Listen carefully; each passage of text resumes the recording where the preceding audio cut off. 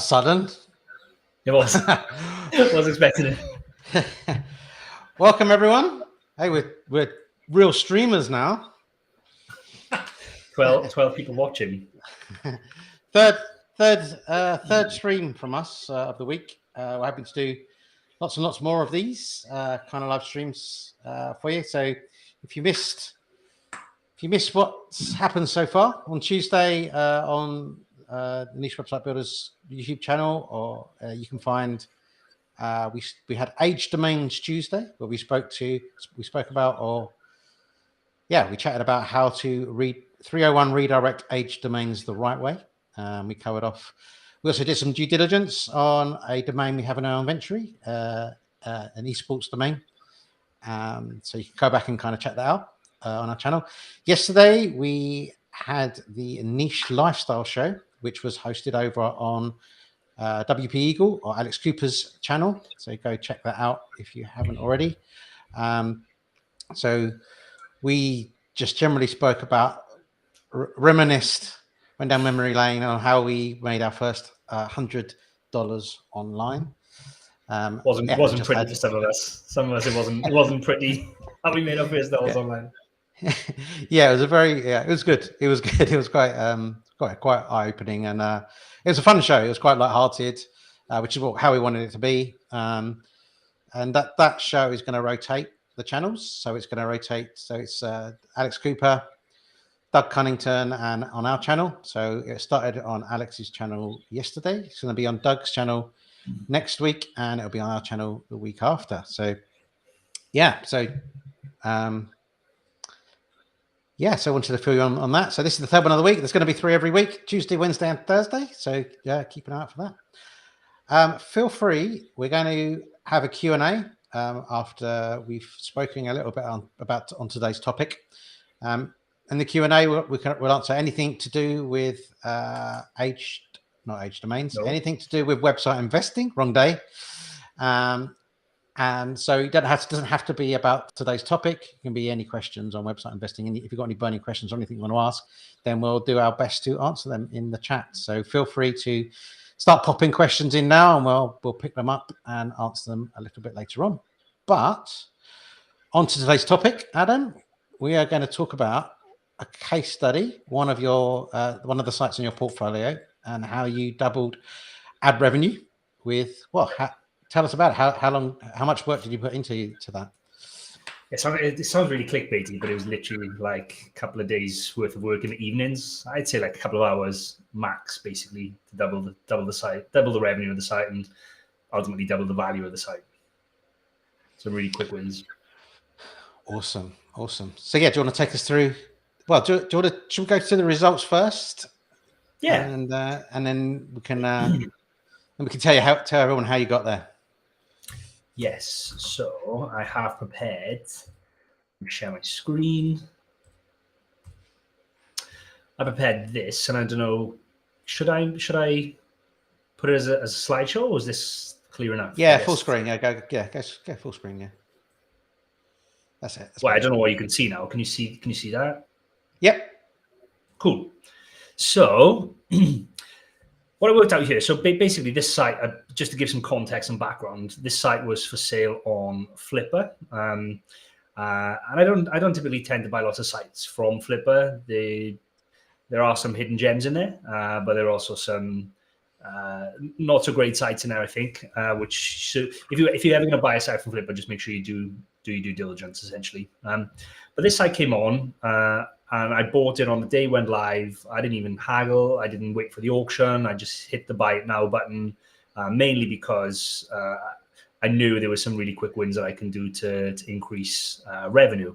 Now, the plan with this site was never really to increase traffic much. It was never going to be I'll double the traffic kind of opportunity. It was more the case of there are optimizations I can make, which should only take me a couple of hours to increase the revenue. And that's what I did. And we'll talk about what those steps are in a bit, but I'll just run you through the results quick. So this is the RPM, or basically the revenue per 1,000 visitors to the website. And you can see up until kind of where I purchased it, it was hovering around the $20 to $30 mark. Some months it was getting up to 36, 31, 33, but really it was kind of like high 20s, early 30s. It was monetized through AdSense, so just AdSense, and the placeholder optimization was horrible. There was literally like hardly any adverts on the page. So that was the main reason or the main opportunity I saw when I thought about when I saw the site for sale and why I bought it straight away. And then you can see August was the month that I acquired it. And then since then, the revenue per 1,000 visitors has just increased exponentially. It's almost doubled, essentially, the last couple of months. Well, through November and December, you would expect an increase anyway because it's the end of Q4, but it hasn't dropped off like you would expect. It's stayed, it's hovering around the $50 or high $40 mark. So that's how the RPM has increased since I've bought it. That's amazing, actually. The RPM is has you'd expect that to have gone down. So maybe it was still on the up. I think so. Yeah, I think it was still increasing. Yeah, so it probably has sort of gone down relatively, but yeah, because it was still on the up, maybe it just looks about the same. But yeah, that's cool. Which is exciting because if I keep the site till next Q4, then I should expect higher RPMs in October, November, and December than this anyway. So it should be up higher than that in Q4 next year. Nice. This just shows like what impact that had on the revenue of the website. So kind of prior to purchasing it, it was making, 1,000 to about 1,500 to 2,000 a month. I think the average was like 1,700 or something like that across that period. And then obviously as the RPMs increased, it had a very dramatic effect or increase on revenues, touching as high as just over 4,000 for December. And February dropped down a bit, but you'll see in the next slide that's mainly because it's a shorter month and traffic dropped as well. If we look back at this slide, you can see that RPMs have stayed fairly steady. So I'm not really worried about this drop off in revenue here in February. It's because in this graph you can see that traffic dropped, and that's because it's a shorter month essentially. But you can see when I acquired it, the quick wins that I did implement had a small impact on traffic. Kind of went from 60-ish thousand visitors up to 80,000 at one point. So it did have a big impact, and I didn't really add any new content to the website. So this just goes to show that if you do spot a website for sale, or you are building a website, or you are, it's one of your own websites you've already got, you can implement what we're going to talk about next to see a small increase in traffic, but the main impact is going to be on display ad revenue. Okay. So the traffic didn't go down a whole lot between December and January either. So I guess it's not a particularly seasonal kind of niche in that respect. No, it's a technology niche. So it's an informational based site about a specific technology that's not seasonal, unless maybe the Super Bowl is on or something. I don't know. Potentially, I didn't really see any big spikes, but it's in a technology space. Okay, awesome. Yeah. Awesome. Something I didn't mention is so Adam mentioned that he kind of uses, or did you mention that you use Ezoic for your ad revenue? So no, that's one of the things we're going to talk about, but essentially switched it from AdSense over to Ezoic. Okay, cool. So we use Ezoic for all of our sites. So we've got a link down in the description for if you check it out if you've not checked it out before, but that's something that we're using for all of our sites. The other thing I should have put right at the beginning, which I didn't, still getting to grips with this live streaming. I'm going to try and get as many as 25 links on 25 likes, should I say, on the links in the brain. 25 likes on the video. If we can get 25 likes on the video, then we're going to give away some merch. I can't show it to you right now, but we've got some niche website builders t-shirts, caps, mugs, that kind of thing. So you get your pick of the bunch in your size. If we get to that 25 links, so 25 likes. So smash the like button if you haven't already, and we'll do that at the end. Got a good question there from Hani, which is basically have you split test against Mediavine? And the answer is no, I haven't, because all of my portfolio is currently with Ezoic, mainly because I'm on quite a high premium tier, like a very high premium tier. And what I found there is as I got higher in the premiums, the premium tiers, the incremental revenue increase from what I pay for the premium and what Ezoic pays me, more than makes up for what I can get with other ad networks. I think it might depend on the lower end of the premium tier if you're not on premium, but as you go through those premium tiers and you start seeing the increase in revenue from those specific advertisers they bring on through the premium program, then I think it makes sense if you've got a big portfolio to hold it in one place. And if it's going to be Ezoic, then you might as well pay the premium and move up that tier in structure there. Yeah, and the quite forward-thinking Ezoic. We work with them quite a lot. We get an insight into like what their plans are and everything, and they're definitely forward thinking in terms of like the different people that are out there. Of course, I'm not saying the media are buying or not, but like they're always trying to innovate, and we kind of believe in kind of the future where they're trying to take things as well, somewhat. So we're trying to put we're getting all of our sites on there at the moment. So Spirit Sapphire loves a freebie, so that's good. We've got to find 11 more friends to hit the like button, and then freebies away. And he's thank you. That sounds got a follow-up question, I think. Yeah, is there a way to cash on AdSense?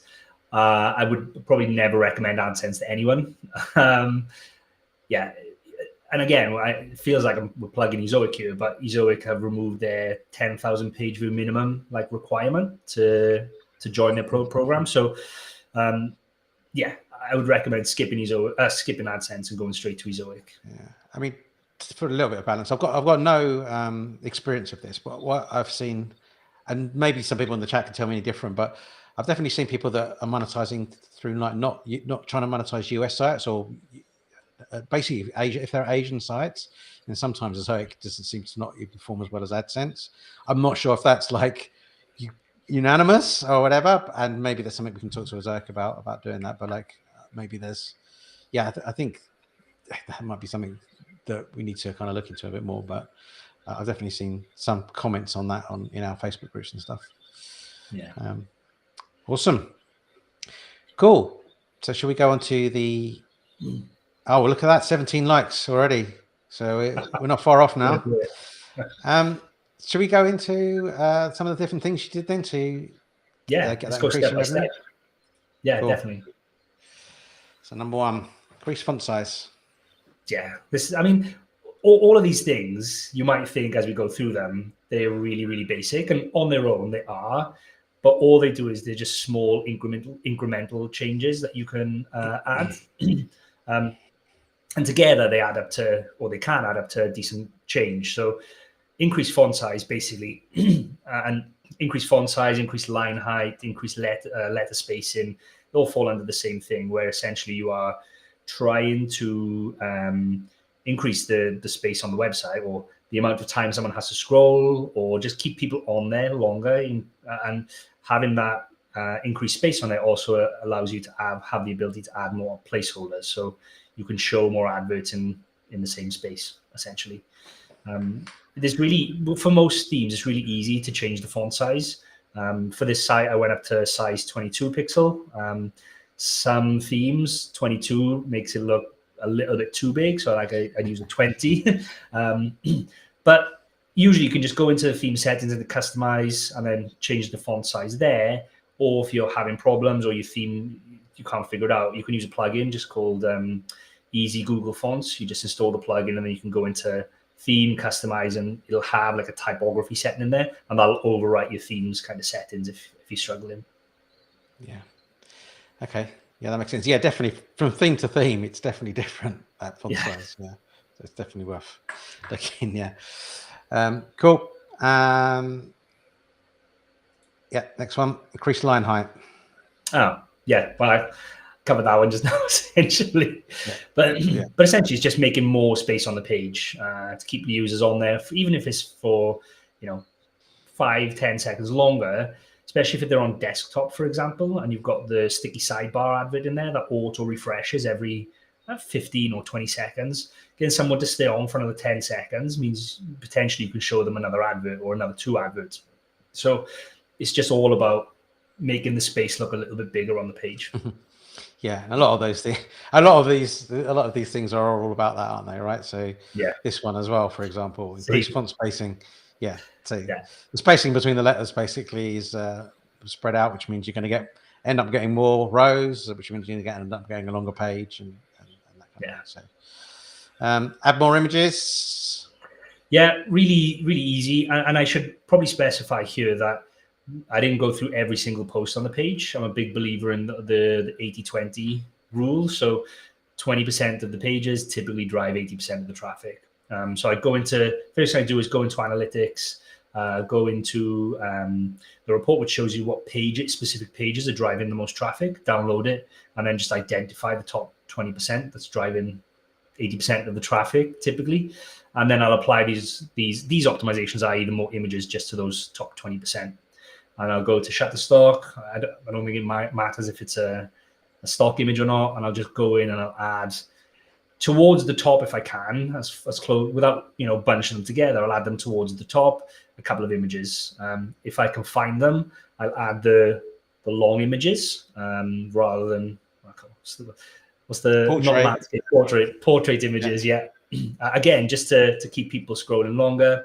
And I'll try and add them towards the top just so people have to scroll past them, keep scrolling past them. And what that does as well is every time you add a line break, whether that's a new paragraph or a new header or an image, it also then allows Ezoic to add another placeholder if needs be. So what you're doing is you're keeping people on to scroll longer, and you're also adding the opportunity for more placeholders. That's interesting you say about the portrait thing, because I would have thought doing landscape would be better because it would be narrower, and then you get the opportunity to put the ad in underneath sooner than a tall one. So, potentially, I've not tested that. Yeah. Okay. I thought that was something that I'd missed that you'd done. But Yeah. Cool. All right. And add table of contents. This one's surprising as well in some ways, but go ahead. Yeah, it is. Yeah. So this is nothing complex. Use a plugin called Lucky WP. Table of contents is free. You can set it to either be automatically open or automatically close. If you listen to like Mediavine or Ad Network, they will say to keep it closed as default, just because you don't want people going on there, seeing a subtopic, clicking, and just instantly skipping past all your adverts. I've done some of my own tests, and I don't think it makes a difference if it's open or closed. So I agree with them. Keep it closed as default. And then one of the settings, then you can have it to automatically insert above or after the first paragraph on the text. And what this does basically, it adds jump links. I don't know if people are familiar with that, or the term, but essentially from the top of the piece of content, you can jump down to, another one of the headings. The links are automatically created based on H tags. So if you've got 3 H2 tags on the bottom, then you'll have 3 jump links in the table of contents. And I think it's good for a user experience, but it's also good for Google. And typically you can see the effect this will have in Search Console. So if you go into your Search Console and you click on Pages, if you've got table of contents in there, you'll see if people are coming to the site based on jump link, because you'll see in the URL, it'll be / and then a little hashtag. And what that tells us is Google serves up those jump links as results if they feel like it's more relevant to the user than taking them to the top of the page. Usually that happens with a featured snippet. So you might win a featured snippet for something you've talked about halfway down in the article. Someone clicks on the featured snippet result, and they're actually taken straight to that part in the article rather than right at the top and then having to scroll and find it. Okay. And so how does that kind of convert to kind of improving the revenue ultimately? What's the thing there? Yeah, I think this is more of a small increase in traffic one. I've always found putting a table of contents on has a small increase in traffic rather than a revenue increase. So yeah, well, that's gonna work though. More traffic and more revenue. So. Yeah. That's what I thought you were going to say. Yeah. So more. Yeah. Cool. Sounds good. Implement breadcrumb navigation. Again, a really simple one, and this just I think helps with like crawlability of the page of the site. Most themes have this inbuilt. We typically build our sites with Astra, and it's on by default. It basically just shows the category. If it's more than one category, or if you've got like nested categories, then it just shows up at the top of the article. And it's just a link basically through to the category page then. So it's like a loose way of internally linking, but I think it's important. It's one thing I always, if I buy a site that doesn't have it, I always implement it as default. Awesome. Okay. Add internal linking. Yeah, this is a big one. This site literally didn't have any internal linking. And I think the table of contents combined with the internal linking is probably what's had the increase in traffic. There's loads of guides and ways you can do internal linking. Literally keep it very simple. I use Link Whisper, Spencer Hawes's plugin, and then I go through the suggestions. Like 90% of the suggested links will be horrible, but the 10% that are left are usually pretty good. And sometimes you might have to tweak the anchor text a little bit to make it super relevant or make it more relevant. But I don't complicate this. I don't pull out and do super complicated silo structures and all that kind of stuff. If I feel like the link is relevant and it looks natural, then I'll include an internal link from the piece of content. Yeah, I mean, it's totally underrated, like how internal linking. If you're not doing internal linking, you've got a bunch of orphan pages, then you're missing a trick. Yeah, it's so important. It's so important. Okay, let's jump. There's a few questions before we jump on to the next ones. We'll do them as we go, yeah? Good turn my heater off sec. I'm boiling. No worries. It's alive. So Hassan mentioned that Ezoic doesn't work on every web hosting. It's an origin error on Namecheap shared hosting. I don't think we can comment on that directly. I'm sure that there's probably a solution to this, though. If you were to contact your Ezoic rep or contact their support, I can't believe that haven't got a solution for that. Shared hosting might be a bit different, I guess, but at the same time, I'm not sure. So I would reach out because I'd be surprised if they haven't tried to find a solution. Namecheap's a huge provider. If they haven't tried to find a solution for that, so I would definitely query that with them and let us know how you get on.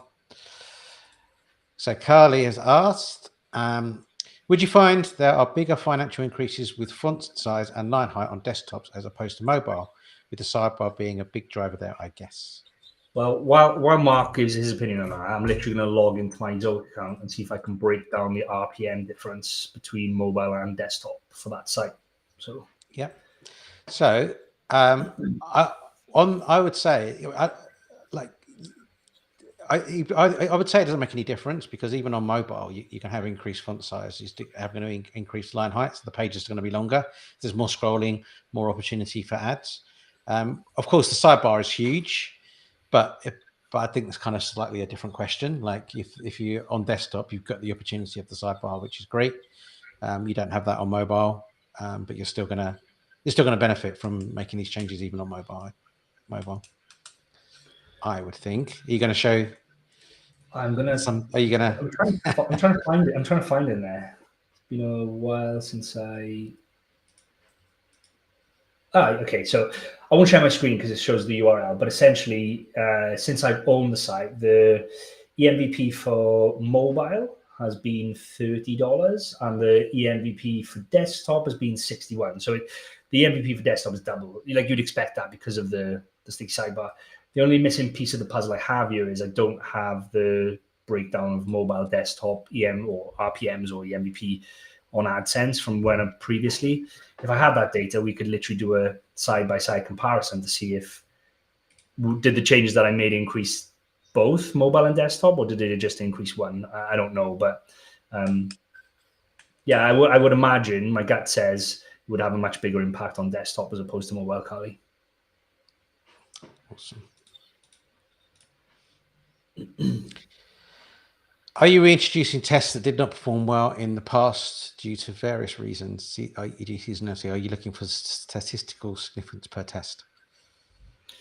No, not really. I mean, this is as statistical as I'm going to get about the site implemented changes. I couldn't tell you which one of the changes that we talk about today had.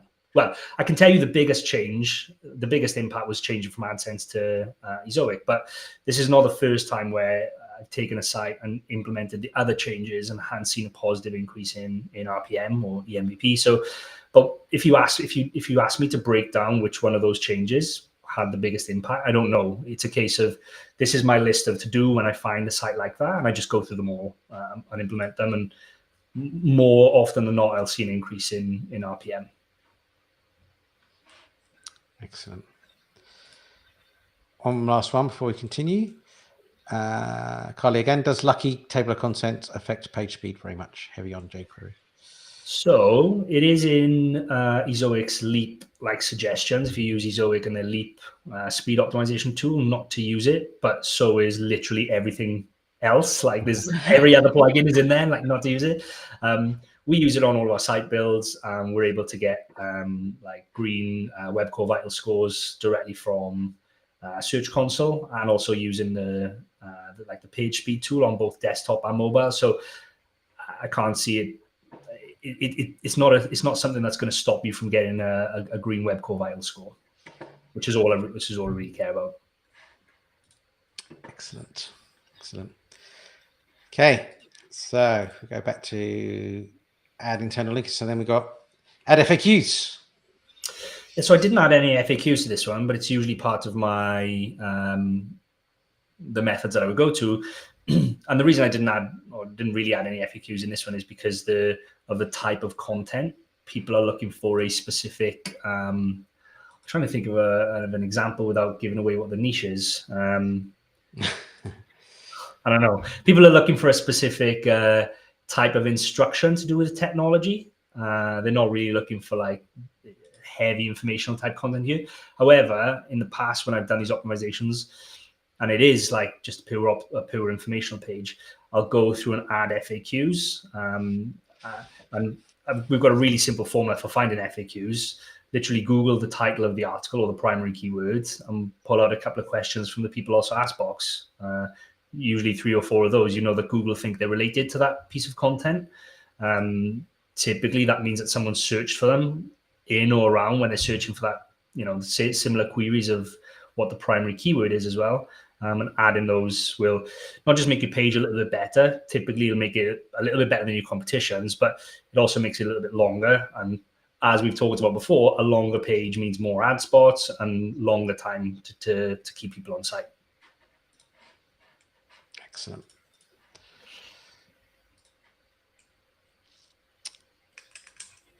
Switch monetization partner.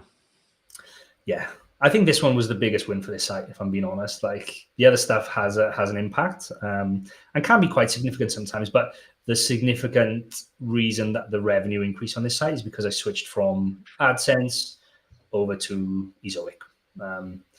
Like I say, we're in the premium partnership there, so I get access to the premium ads, which is great as well. But even if I wasn't in the premium program, I still think just looking at that chart that I pulled up earlier, like RPMs may not have doubled, but they would have definitely increased significantly, even if you weren't in the premium program.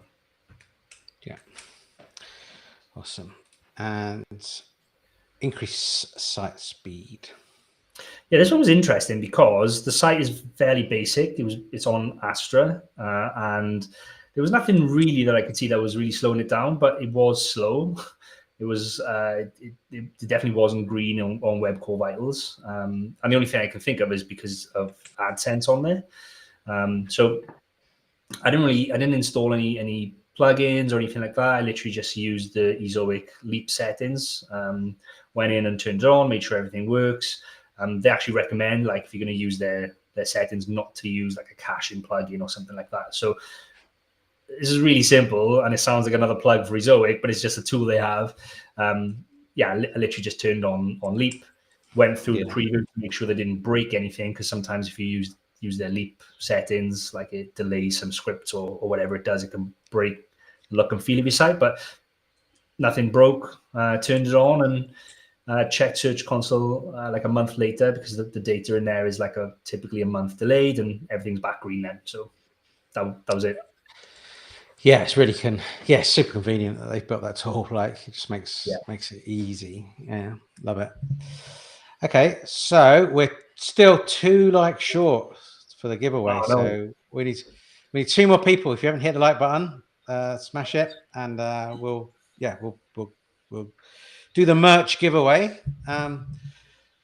So question for you then, Adam. I've got a question for you, unless there's another more in the chat.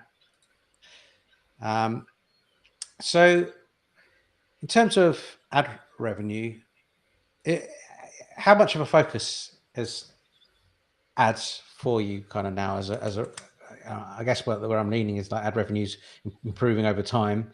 Is it something that you're factoring more into your thinking when you're thinking about how you monetize sites and go forward and choosing niches and things? Yes, and I actually track this month on month my portfolio, because I can tell you exactly the split now of my portfolio between ad revenue and affiliate. So I'm currently 16% affiliate revenue and 84% ad revenue across my portfolio website. So yeah, and it's changed, because if you asked me this like 2 years ago, then it would have been the other way around. It would have been majority affiliate revenue. I just feel like if you look at the ad index, like the ad revenue index, that like chart, which just shows you, I'll pull it up here and share my screen just in case people haven't seen this. It's going to look like an Ezoic ad as well. Yeah, but they're the only people that I know that have this. I know. Yeah. So, share my screen. Yeah, so this is the online ad revenue index, and basically this is a representation of how much display ads pay over time. So it goes back to 2016, and you can see, like, you know, the end of the year is the end of the last quarter of the year always peaks up and then it drops off, and then it peaks up and then drops off, peaks up and drops off. And you can see here the impact that basically COVID had on the world, the drop off and then the very big drop off and the slow return essentially. But what I like about this chart is it reminds me quite a bit of the stock market. Even though there's ups and downs and peaks and troughs, it's always going up and to the right over the long term. Like the trend is up and to the right. And I think it's going to continue. I think as more and more businesses become like digital savvy, a move to, you know, to online advertising as a method. Advertising space is just going to become a premium. They're going to be paying more and more, and it's a chance for us as publishers to cash in on businesses wanting to reach consumers, I think. Yeah, I mean, COVID just accelerated that. I mean, if you look at that graph, it's kind of going up and then it goes up even sharper, right? So, yeah. I mean, I think the other thing that I kind of always point out on that graph, can you bring it up again just briefly? Yeah, sure. So if you look at, it kind of works like Google Trends. So the highest number is always 100 and then everything is relative to that peak. And the peaks that you always see are Black Friday. So the peaks where it's at the top. So this Black Friday was, the last Black Friday was particularly high. But if you look at January is typically the lower months. But if you track that back and go back to like 2017, that was the peak in 2017. A Black Friday is now where it starts at the start of the year when ads are the worst performing and lowest performing. So it's just it becomes more of a factor. I think it's just easy as well. I think my split is definitely much similar to yours in terms of ad revenue now, but it's because it's easy, right? Info content's easy, ads are already on there. Adding affiliate links and finding affiliate programs is just a pain in the ass. And I think I've probably gone too far the other way. I definitely think there's an opportunity even within info content to add opportunities, affiliate links, but it just takes more effort and time. We're running the agency; we're not doing it all the time. So, but if you do have that time available, like it's not saying that affiliate revenue is bad. Like affiliate revenue can be incredible if you get the right programs. But it's just that I guess ad revenues become more viable rather than it used to be a second, more of like a thing you'd see, an afterthought, something you do as a bit extra. Now it's just a viable revenue stream in its own right too. Well, you have to look at John Dykstra, right? He's built his whole business model around display ad revenue, and he brings in $80,000 to $100,000+ a month just from display ads. Like, I don't think, or a very, very tiny part of his income comes from affiliate marketing. So you're right. As these networks have popped up and the monetization and the tools have become better, it's just totally viable to build a business just around display ads. Yeah, for sure. Awesome. Okay, is there any more questions? Oh, we got to 26 likes, so we got a giveaway to do. But Oh yeah, we'll go ahead and do the giveaway. If you've got any more questions or anything you want to ask, doesn't have to be about ad revenue. It can be about anything to do with website investing. Feel free to drop them in the chat, and we'll pick those up. I will, in the meantime. This is how it goes, right? So now we haven't done this before. I assumed I'd go to participants and I'd be able to see all of the participants on the stream, and I can't see all of the participants on the stream, which makes it difficult for me to go ahead and do this. So what I'm going to do is I'm just going to, anybody that has commented or raised a question, I'm going to go and copy them into the wheel of names. And in the meantime, I will answer a question. pop you up a question for Rick if you go for that. Welcome, Rick. Welcome back. Hey, Rick.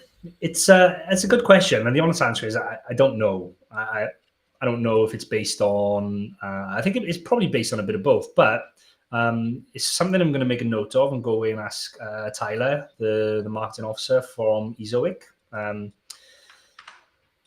Because I think he has answered that question before somewhere, and because I feel like I've seen that question, but I can't remember what the answer is. So I don't know. I'm assuming it's to do with the users more, because you can have two sites in the exact same niche, and both of them will perform differently in terms of EPMV. So I don't know. Sorry, Rick. Sorry, I feel like that was a terrible answer, but I will find out, and I've got your email address, Rick, so I'll shoot you an email and let you know. Hey, Keith. Yeah, I don't. Oh, sorry, Mark. I didn't know if you had any input there. Yeah. Oh, yeah. I just read the question. Yeah, I'm not sure. I'm not sure either, actually. Yeah, I'm not sure. I don't know. Everyone's commenting now. I've got more names to put into the. Now the merch is up for offer. Keith wants his free T-shirt.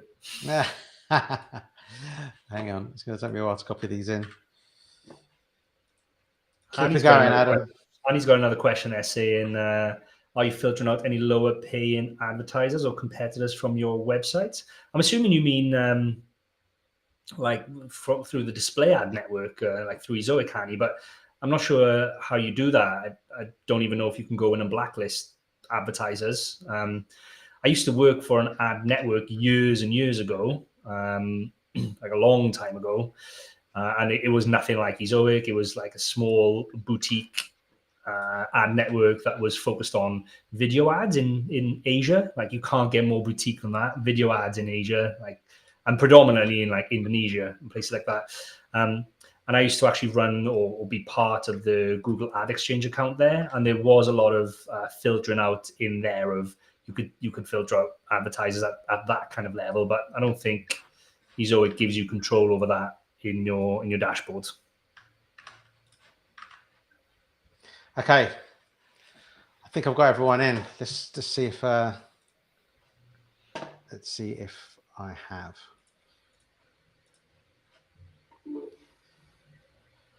So we've got Chris Birdie, Spirit of Sapphire, Gustavo, Carly, Hani, Spirit of Sapphire, Deepak, Hassan, Rick, Stephen, Ben, who also won merch on Alex's stream yesterday, trying to do it again, and then Keith. Have I missed anyone off there? Have I missed it? If I've missed you, let me know. Oh, did I get Brian? Nope. No, let's put Brian in. John Davis. Oh, I missed a few there. Oh, and you've got Spirit of Sapphire twice. Oh yeah, I don't want anyone to. Yeah, you're making a mess of this. There you go. I know. I don't know how I'm gonna. I need to work out how we're gonna do it again in the future. I think that's everyone. Okay. So, I'll go for it. Yeah. We go. If it's Ben, we're gonna have to do another one. It is gonna be Ben. No. Oh, that was so close to Rick. How did I miss? Well done, Stephen. So yeah, if you head on over to the Niche Website Builders website, so nichewebsite.builders, you can contact us on the contact form or through the chat. If you contact us there, we will send you the details of the different kinds of merch that you can pick up. and you can take your pick, and we'll get that sent out to you. Yeah, Carly's literally just said, I love the Otis ad on the left. It's literally click close there. Otis adverts are on the left there. It's like you're listening to us. that is good. Yeah, that is good, actually. Could have been anything, you know. That's good. Awesome. Let me just close that. That's why I stopped screen sharing. There you go. Cool. Oh, Stephen's got a subscription with us already. So nice one. See, you know how to contact us already. All right, well done, everyone. Rick, I thought it was you. I don't know how that must have been like 1 pixel away from you. I think it was that close. But next time, and I'll try and work out how. I don't want to be having to do that manually each time, especially as the stream grows and we've got more people. That's going to be a nightmare. So, but anyway, all right. I guess we could wrap it up there, unless there's anything else that anyone would like to add. Nope. I think it's been a good stream. Hopefully everyone's enjoyed it. Yeah, hopefully. Oh yeah. So what I say is, got to remember to do this stuff as a streamer these days. Don't forget to like and subscribe the channel. Like, the more we get likes and the subscribes, the more people it's going to get in front of. The bigger the stream's going to get, the more fun and more engagement we're going to have with everybody out there. So yeah, tell your friends, like and subscribe. We really appreciate it. And yeah, that's it from us. So next Tuesday is Age Domain Tuesday again, where we'll be covering, I can't remember what the topic is off the top of my head, but we'll be covering a topic with respect to age domains. We're also picking out another age domain from our portfolio to go through. If you've got any age domains that you want us to review on stream, you can also send those over or save them for the stream. We're going to provide a facility for you to ask questions in advance. It's a bit better than on the Facebook groups, which is how we've been doing now, because tracking those is really hard. In fact, it's really hard, so hard that somebody might have asked a question on the Facebook group and I haven't really picked it up. So apologies if I have. But yeah, we're going to provide basically a form that you can fill in to go and choose which show you want to ask the question on and ask the question. So you don't even have to be here live. You can go and watch it later and see it answered. So there's that. So there's Age Domain Tuesdays. On Wednesday, we're going to be over on Doug Cunnington's stream. And it's going to be the Niche Lifestyle Show again. And we're covering a topic which is the mistakes that we've made. So I feel like we covered that a bit, but it's going to be more focused on specifically the mistakes we've made as we've gone on our journey making money online. And then next Thursday, also another one of these website investing show, we'll be covering another topic again, which I can't remember. So again, I'll have to be a bit better about that. But you'll see it if you sign up to our Facebook groups, Niche Website Builders, Niche Website Flippers. You can also sign up to our mailing list by heading over to our website. Go to all of these places, subscribe to the YouTube channel. You'll get a notification when a new stream's coming, so you'll be able to see lots of different places where you can find out what we're going to chat about and when and where. So thank you, everybody, for coming. Thanks for listening, and we'll catch you next time. Cheers, everyone. Bye. Thank you. Bye.